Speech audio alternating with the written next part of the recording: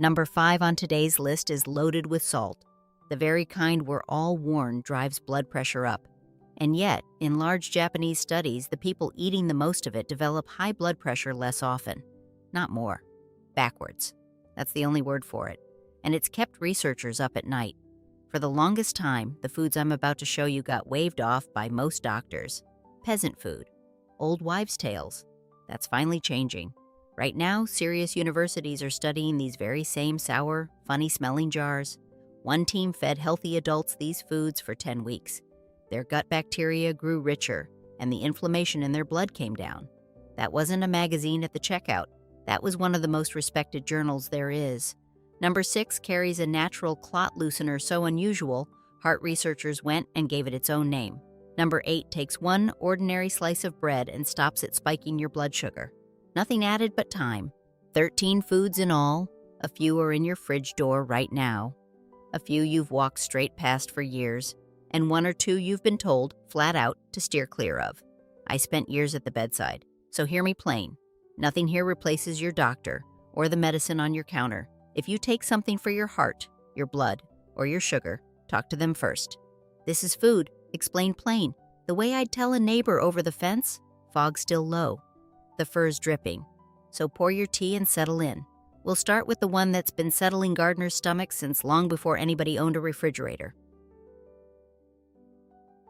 Sauerkraut. Sour cabbage. Near enough, and about as humble as food gets. You shred it, you salt it, you press it down hard under its own juice, and then, this is the whole trick, you leave it be.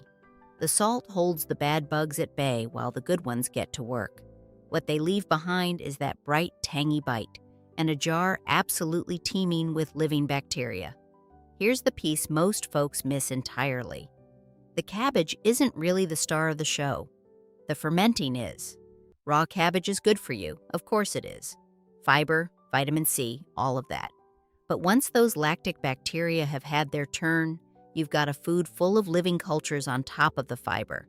The same sort of friendly tenants your gut's been hoping would move in. 2 good things in 1 forkful. And you don't need to drown in it, either. A tablespoon or 2. Most days is plenty to keep the culture coming. Little and often beats a big rare helping.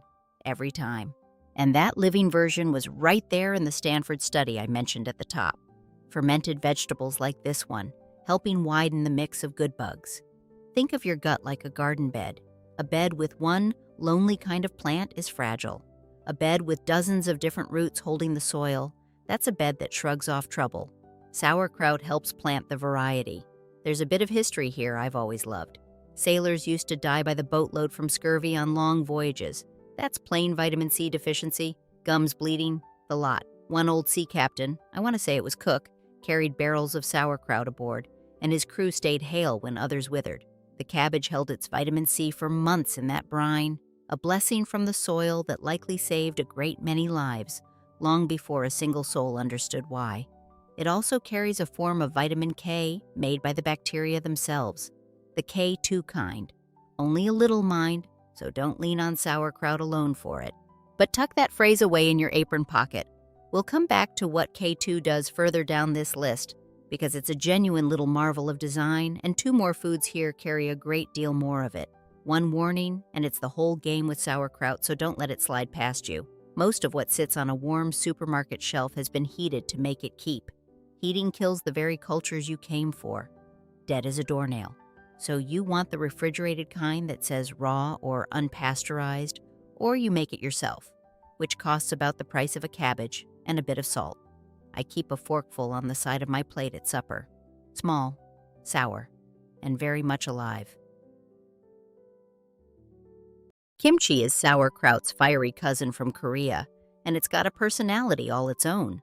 Cabbage again, mostly, but layered up with garlic, ginger, chili, and radish, then left to ferment into something bold enough to wake up the whole table. Folks over there have eaten it with near enough every meal for centuries. It's not a side dish to them. It's part of who they are. What got the researchers curious is what it seems to do to the mix of bugs down in the gut.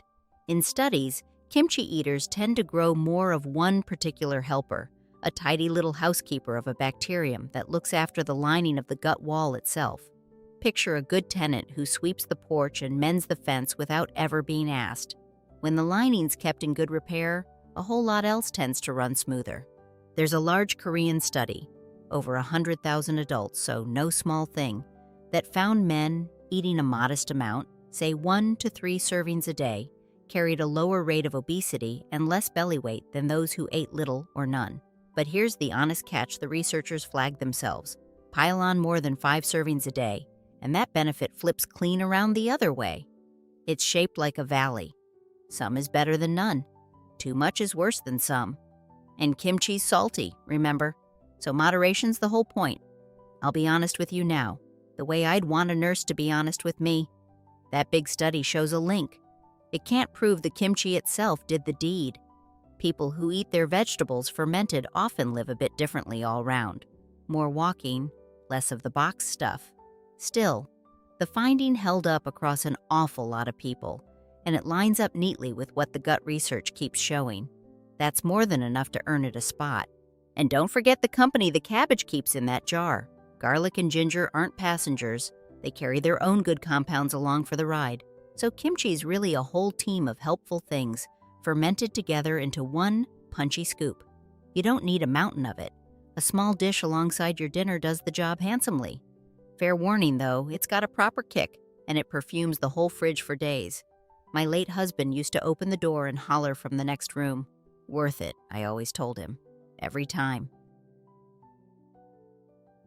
Kefir, a drink like a thin, tangy, pourable yogurt made by dropping little curd-like grains into milk and letting them work through the night. Those grains aren't a single thing. They're a whole living community of bacteria and yeasts grown together into soft little clusters, and they've been handed down family to family for generations up in the mountains of Eastern Europe. You use them, rinse them, and use them again. A culture that outlives the cook. Here's the part I find lovely. A lot of folks who can't handle a glass of milk do just fine with kefir. That's because the little cultures break down a good part of the milk sugar for you, right there in the jar, and they keep working at what's left once it's inside you. They do a fair bit of the hard digesting on your behalf. The creator built a workaround right into the process, and all we had to do was leave the milk alone overnight. That's not a promise it'll suit every troubled stomach mind. Everybody's built a bit different, and if dairy truly disagrees with you, listen to your own body over any video. But a great many folks who'd sworn off milk find they can enjoy this. 2 bits of real evidence here, and I'll give you both straight. First, in a controlled study of people who genuinely struggle with milk sugar, kefir was digested better than plain milk and left them with far less gas and grumbling afterward. Second, in a small trial of folks carrying metabolic troubles, a few blood numbers drifted the right way across 12 weeks, one helpful cholesterol carrier in particular. Honest caveat on that second one, though, plain milk did nearly as well, so I'll not hand kefir all the credit. Small, steady wins, not fireworks. I promised you honesty, and here it comes. When researchers gathered up all the blood pressure trials and pooled them together, kefir on its own didn't shift blood pressure in any reliable way. So I'll not sit here and sell it to you as a heart tonic because that wouldn't be true. What the evidence points to, plain and steady, is a friendlier gut and easier digestion. And for a great many of us, easier digestion is worth its weight in gold. How's it different from yogurt, you might wonder? Kefir generally carries a wider spread of cultures. It's thinner, and you drink it rather than spoon it. A small glass, plain, first thing in the morning is how I take mine. Not the sweetened, fruit-flavored stuff in the fancy bottles. That's pudding wearing a health halo. Plain, sour.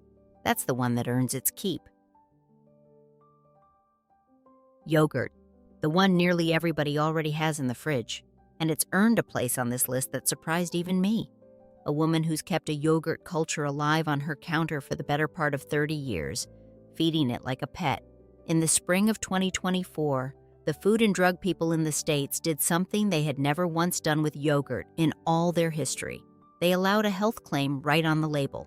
A careful one, mind. They chose every word. It reads that eating yogurt regularly, at least 2 cups, 3 servings, a week, may reduce the risk of type 2 diabetes, according to limited evidence. Those are their words. Limited, careful, but official, and printed for the first time ever. Why yogurt, and not just a glass of milk? Same reason as everything else on this list. The living cultures. Real yogurt is milk that's been set with bacteria, and those bacteria pre-digest the milk sugar and leave behind their own helpful little residents. It's the ferment doing the heavy lifting, exactly as it has been all the way through. The milk's just the wagon. The cultures are the horses. And I'll say the doctor's part again, because sugar is serious business and I'll not soften it. If you're managing diabetes, yogurt is not your medicine. It's a helper at the edges. Nothing grander than that. You keep taking exactly what your physician prescribes, and you keep every appointment on the calendar. A pot of yogurt has never once replaced a treatment plan, and it never will. The catch is the same catch every single time. So let me hammer it home, plain and unsweetened, with live and active cultures printed right there on the tub. The pink syrupy kind with the fruit sunk in the bottom carries near enough as much sugar as a bowl of ice cream, and it undoes the whole point. I sweeten mine with a spoon of honey and a handful of berries from the garden, and that, my friends, is a fine breakfast. Miso, a thick, salty, deeply savory paste from Japan made by fermenting soybeans with a good culture for months on end, sometimes for years. In the old houses, a single spoonful stirred into warm water makes that brown soup you've had at the restaurant. Rich, round, a little addictive, if I'm honest, and I usually am. Here's the contradiction I teased right at the top, and it is a proper head-scratcher. Miso is salty, very salty, and every one of us has been told, and told correctly, that too much salt lifts blood pressure and pushes up stroke risk. So by rights, a whole nation eating miso day in and day out ought to suffer for it. Except that's not what the long Japanese studies found at all. In one big group followed for years, the people eating the most fermented soy, miso, and natto went on to develop high blood pressure less often, not more, than those who ate little. And in another, higher soy and isoflavone intake lined up with fewer of a certain kind of stroke in women, especially after menopause, the opposite of what the salt alone would predict. Nobody's fully certain why, and I'll not pretend they are. The best thinking is that the fermenting itself changes something, and that the soy carries plant messengers, shaped a little like the body's own signals, that seem to help the vessels stay loose and easy. Mind you, this is watching over time evidence, not proof. Miso soup all on its own hasn't lowered pressure in the careful trials, so nobody's calling it a treatment, and the salt still counts. But it does seem to travel in different company than the salt in a crisp packet. Fascinating that. One kitchen rule that genuinely matters here: don't boil it. A hard boil kills the very living cultures you fermented it all those months for. So I stir a spoonful into hot, not bubbling broth right at the very end, with the pot pulled off the heat. And if you're watching your salt closely for a medical reason, this is one more to raise with your doctor before you make it a habit. Natto, and I'll not pretend otherwise. This one is the hardest sell on the whole list, and I say that with love. Fermented soybeans, sticky as syrup, stringy as melted cheese pulled off a pizza, with a smell that will clear a room and half the hallway besides. In Japan, they eat it for breakfast, right over the rice. Bless them for it, because what's tucked inside is honestly remarkable. The fermenting produces a compound so unusual that the scientists named it straight after the food, nattokinase. What it appears to do is gently loosen the sticky, stubborn bits in the blood that can build up over the years toward a clot. Picture a slow kitchen drain and a patient plumber easing the gunk free so the water runs clean and quick again. That's the plain idea of it. And there's more to this little bean than that. Natto is one of the very richest foods on God's earth for the vitamin K2 I told you to hold on to. Here's what K2 does, plain as I know how to put it. It works like a traffic cop for calcium. It waves the calcium into your bones, where you badly want it as you age, and it waves it away from your arteries, where you badly don't. Bones kept strong, pipes kept clear. That is a beautiful bit of design, and the bacteria do it for free. Pooled heart trials of nattokinase have shown small drops in blood pressure, and a long Japanese study linked regular natto eating with fewer heart deaths over the years. But hear the fine print, because it matters. A good deal of that research leaned on concentrated extracts, far more than you'd ever get from a spoonful over your breakfast rice. So the food is not a pill, and I won't dress it up as one. It carries the same good family of compounds, only gentler, in the amounts nature packed them. And this one carries a real caution, so lean in and listen close. That same vitamin K works squarely against certain blood-thinning medicines, the warfarin family most of all. If you take a blood thinner, Natto is not a try it and see how you feel. It is a ask my doctor first, every single time, no exceptions. I mean that with my whole heart. Don't you skip that phone call. It's the most important thing in this whole segment. Tempeh, another fermented soybean but a whole world away from natto and how it eats, so don't let the last one scare you off. This one's pressed into a firm, nutty cake you can slice like a loaf and fry like a cutlet. It came to us from Indonesia, where it's been an everyday food for hundreds of years. It holds together beautifully, browns up lovely in a hot pan, not a string in sight. The fermenting does two real, useful things here. First, it makes the soy far easier for your body to break down and take in. The culture's already started the work out there on the counter, so your poor stomach has less to do. Second, it frees up those same plant messengers, the isoflavones, that the Japanese soy studies keep circling back around to. Fermenting doesn't just preserve the bean, it improves it. It even softens some of the raw soy compounds that leave a lot of folks gassy and uncomfortable, which is why tempeh tends to sit easier than plain beans do. Kinder going in, kinder going through. Because it's a whole fermented soy, tempeh sits in the very same body of research as miso and natto, that long line of work linking fermented soybean foods with steadier blood pressure and a kinder picture for the heart across a lifetime. It's a solid, filling protein that happens to come with living culture built right in. For folks looking to lean less on meat, it's a fine, honest friend. Let me head off one myth while we're stood here, because I've seen it repeated 100 times if I've seen it once. You'll read that tempeh is just loaded with vitamin B12. Don't you lean on that? Any B12 in there comes from whatever else happened to grow alongside the culture, and it's unreliable, sometimes present, often not, and no way for you to know. If you need B12, and a great many older folks do, that's a real conversation for your doctor. Not a hope you pin on a soy cake. I slice mine thin, brown it hard in a little oil till the edges go proper crisp, and lay it over rice or a pile of greens like a savory cutlet. Simple, filling, and it takes on whatever seasoning you hand it, which makes it forgiving for a beginner. A good one to start with, if natto's a bridge too far. Sourdough, and I mean real sourdough, not the loaf at the shop with the word stamped on the wrapper and no soul whatsoever inside it. I mean bread raised the old, patient way, with a living starter of wild bacteria and yeast, left to sour slowly over many long hours. That slow, unhurried wait is where the entire benefit hides. Rush it, and you've just got fancy white bread. Wait, and you've got something else. Whole grains carry a thing called phytic acid, handy for the seed, but in us it grabs hold of minerals, iron, zinc, magnesium, and clings so tight your body simply can't take them up. Think of it as a little fist clamped shut around your dinner's minerals, refusing to open. The long, sour fermentation is what pries that fist open, finger by finger, and sets the minerals free for you to actually use. And the numbers here are striking. In one careful study measuring iron the proper, exacting way, folks absorbed close to 3 times as much iron from the sourdough fermented bread as from the very same bread made without that long souring. Same flour, same grain. The only difference in the whole world was the fermenting, and it near enough tripled the iron they got.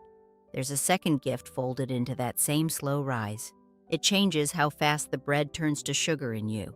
Studies put true sourdough at a gentler place on the blood sugar scale than plain white bread. The sour acids act like a narrower gate on a busy road. The sugar still gets through in the end. It just can't all come rushing at once. Slower in means steadier through the morning. One honest caution before you get carried away.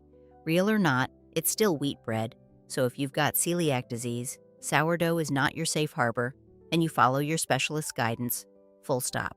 For everyone else, the only thing that matters at the counter is whether it's genuinely long fermented. Hours, not minutes, with no quick shot of baker's yeast to hurry it along. If it's the real, slow article, I eat it as my everyday bread and think nothing more of it. Bread the way my grandmother, or was it her mother, used to make it. No matter. The old way. kombucha, fizzy, sharp, fermented tea, and a favorite of the young folks these days, though it's older than any of them by a long chalk. You brew up sweet tea, drop in a rubbery culture about the size of a pancake, folks call it the mother, and it quietly eats most of that sugar and turns the whole batch tart and lightly bubbly. Some trace the drink back a couple of thousand years. To the far side of the world, what you end up with is a drink full of live cultures and gentle sour acids, the same broad family of good things you're getting from the other ferments on this list. It was one of the drinks in that Stanford study I keep circling back to, part of the fermented mix that widened people's gut variety over those 10 weeks. So it's in good company, no question. And here's where I do the thing an honest neighbor does over the fence. I pump the brakes. The strong human research on kombucha, all by itself, is still thin on the ground. Most of what's got people excited comes from the laboratory and from animal work, not yet from the long, careful trials in real people that I'd want to see before I made big promises. So I file it under promising, keep an eye on it, not under proven. There's a difference, and it's an important one. A couple of real cautions, too, because I'd be doing you no favors to skip them. Some bottles carry a good deal more sugar than you'd ever guess, so you read that label. It holds a whisker of alcohol from the fermenting, which matters to some folks, and it's acidic, so it's kinder to your teeth to sip it slow than to swish it about. Little things, but worth knowing. I enjoy a small glass now and again, cold, with half an eye on the sugar. I treat it as a pleasant fermented drink with real potential, not as a remedy, and certainly not as a cure for anything under the sun. And that, I think, is the honest place to leave it. Pickles. And right here is where I get to clear up a mix-up that quietly costs a great many people the whole benefit without them ever knowing. There are two completely different things sharing one friendly name on the shelf, and I promise you, the shops do nothing to help you tell them apart. So let me. Most jars on the shelf are vinegar pickles. Cucumbers dunked in hot vinegar and sealed up. Tasty enough, and I'll eat one at a picnic. But there's no fermenting, no living culture in there at all. The vinegar just preserves them, like a coat of paint. The other kind, the old kind your great-grandmother made, is a proper ferment. Cucumbers set in a plain salt brine and left while the wild good bacteria sour them all on their own.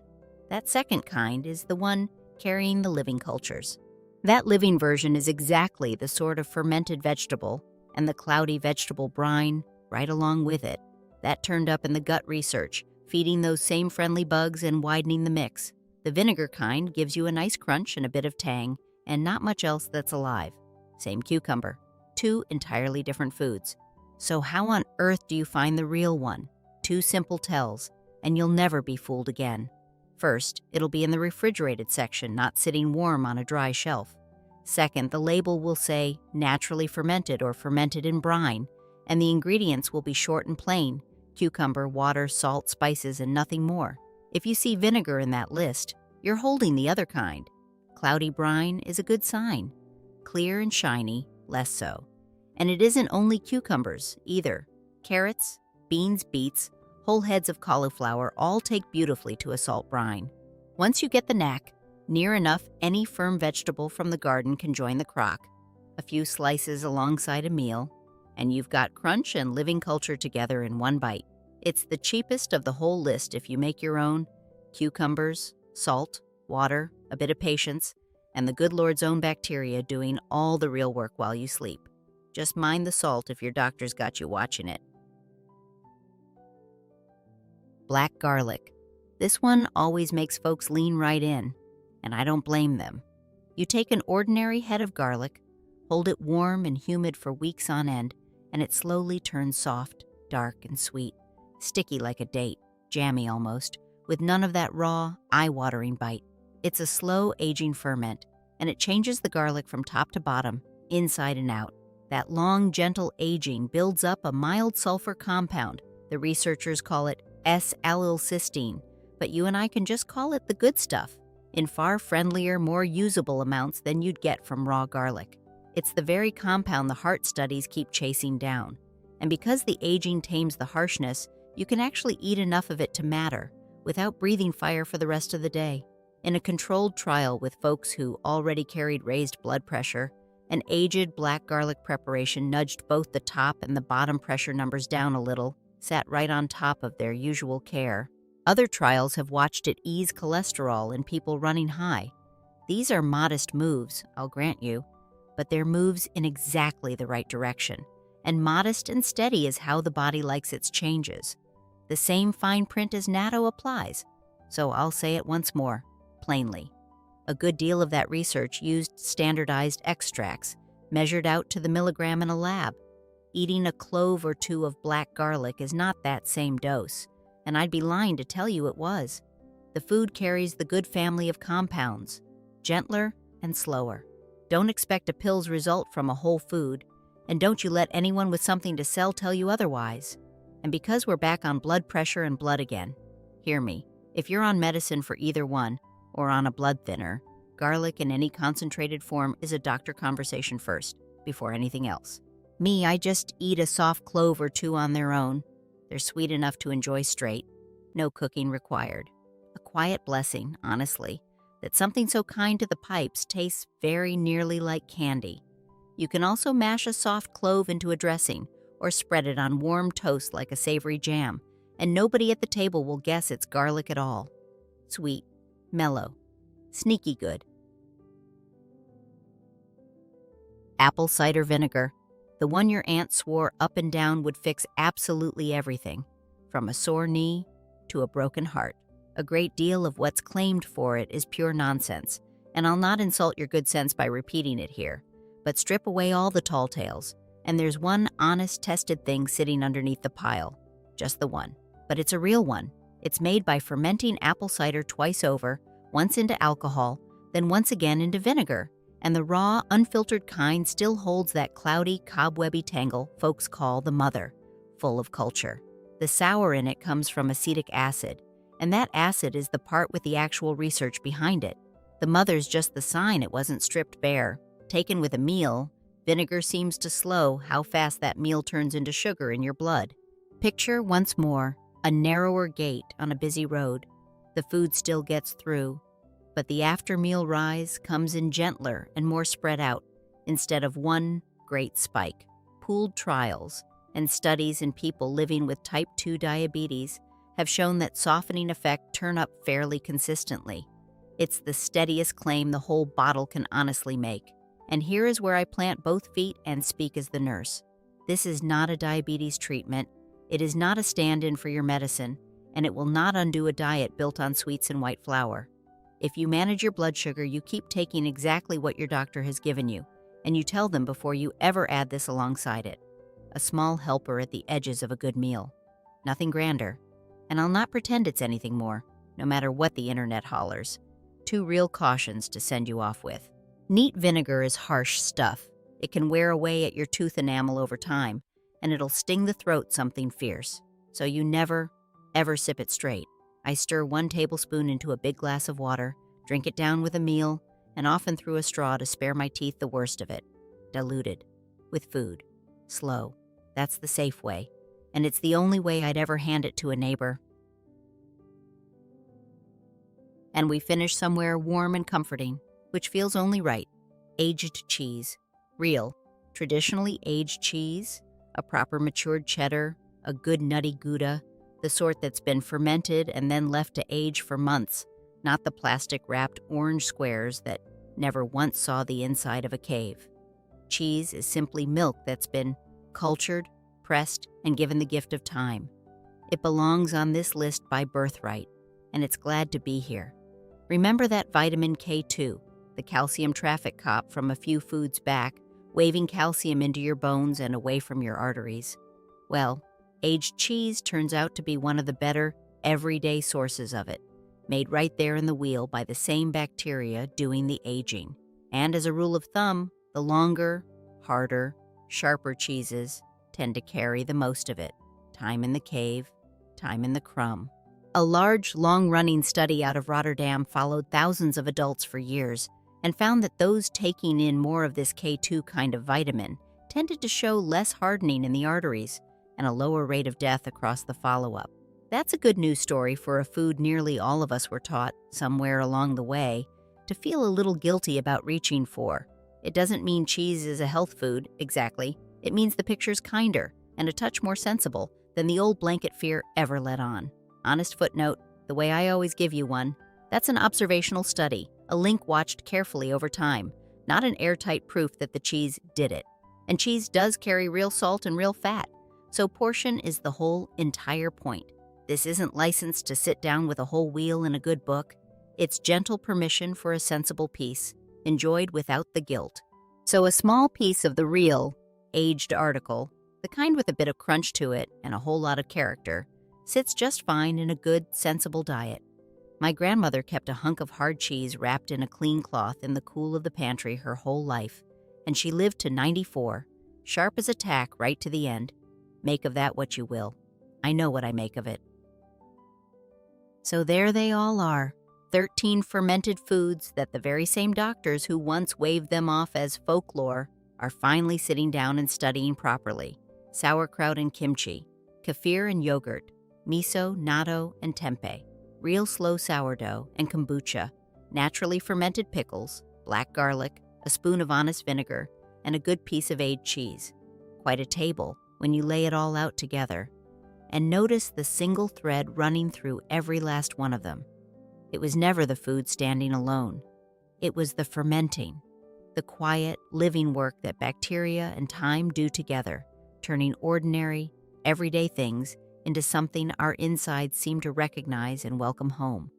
A partnership, the way I've come to see it, a blessing worked out slowly, in a jar on the counter, the same way it's been done for far longer than any of us could ever remember. Patient, humble, and quietly, steadily good for us all along. Now, one more time, because it is the single most important thing I'll say to you today. None of this replaces your doctor, and none of it replaces the medicine you've been given for good reason. If you take something for your heart, your blood, your sugar, or a blood thinner, you talk it over with them before you change one solitary thing. These foods sit beside good medical care. They never, ever stand in its place.